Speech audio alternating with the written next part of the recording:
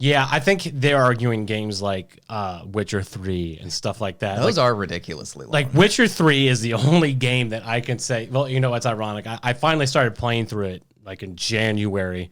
I don't get too much time to play video games, so I haven't even finished up the Blood and Wine DLC yet. But I mean, I don't even know how many hours I've put into this thing, but it's a ridiculous amount. Yeah. It is a ridiculous amount of hours that has to go into this game to beat it. And I'm not complaining because I've really enjoyed it. I think I'm even going to enjoy it more in my second playthrough. But I think there's a good point to be made here. I mean, we have to start taking into consideration everything that's going on within the industry. And we have to start taking into consideration that a lot of these devs are not only underpaid, but they're completely overworked. Yep. It's like you said, they have no family life work balance whatsoever. You know, is that really worth it? So, you know, gamers can get on Twitter and send them death threats? No, not at all. It's not. They pour their heart and souls into things and work themselves, like you said, literally to the bone.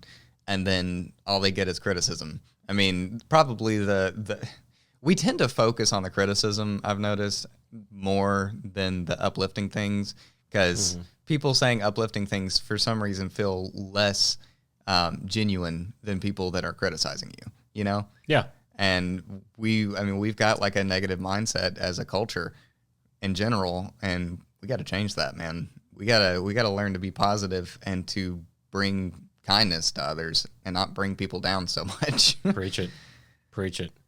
That's good, man. Yeah. Yeah, and especially, I'm sure you've seen all the stuff coming out this week about all the sexual harassment claims from a lot of actual like gaming developers, but also the live streaming platforms. Yeah. I mean, and it's bad. It is bad. Destiny's community had many people. There was like a whole group of people that were connected.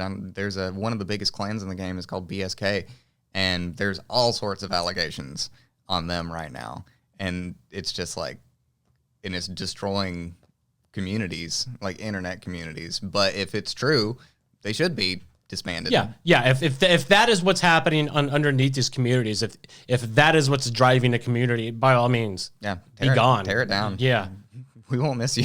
No, God, what a disaster. Yeah. Seriously, and it's so toxic. The gaming in general, the community, as we sit here and do a show for gamers, it's just incredibly toxic. Well, it is like disgustingly how toxic it can get sometimes, and just how, you know, I don't know if it's because you can hide behind some username or gamer tag like you can on the internet, a lot of times, or if maybe you just really are that much of a piece of shit person. And being anonymous, I can't say that word. Being anonymous makes people brazen, and I've noticed that people like me and you that do have positive takes on things, we're quiet. You know, the positive people are quiet. The positive people aren't raising their voice because they don't want to be a nuisance.